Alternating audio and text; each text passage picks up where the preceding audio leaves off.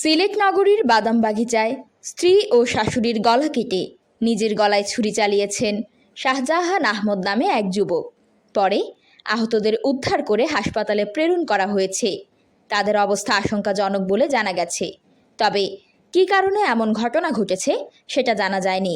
শুক্রবার সন্ধ্যা 7:30টার দিকে নগরীর বাদামবাগিচার 2 নং রোডের 23/2 নং বাসায় এ ঘটনা ঘটে। এ বিষয়টির সত্যতা নিশ্চিত করেছেন স্থানীয় কাউন্সিলর ফরহাদ চৌধুরী শামীম।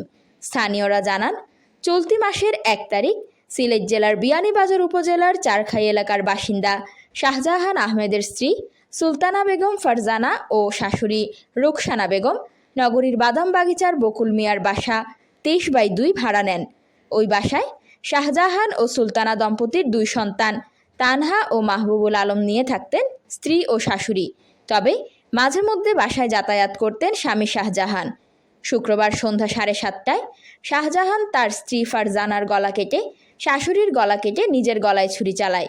এ সময় তাদের সন্তানদের কান্নার আওয়াজ শুনে আশেপাশের লোকজন এগিয়ে আসেন। খবর পেয়ে কাউন্সিলর শামীম স্থানীয়দের সহায়তায় আহতদের Sylhet MAG Osmani medical college হাসপাতালে প্রেরণ করেন। পরে পুলিশ এসে শাহজাহানকেও হাসপাতালে প্রেরণ করে। আহতদের অবস্থা আশঙ্কাজনক বলে জানা গেছে। তবে কী কারণে এমন ঘটনা সেটা প্রাথমিকভাবে জানা যায়নি। এ বিষয়ে সিলেট মহানগরীর এয়ারপোর্ট থানার ভারপ্রাপ্ত কর্মকর্তা ওসি খান মোহাম্মদ মাইনুল জাকির বলেন, খবর পেয়ে আমরা ঘটনাস্থল পরিদর্শন করেছি। হত্যাকাণ্ডে ব্যবহৃত ছুরি উদ্ধার করা হয়েছে। তবে কী কারণে এমন মর্মান্তিক ঘটনা ঘটেছে তা আমরা অনুসন্ধান করছি।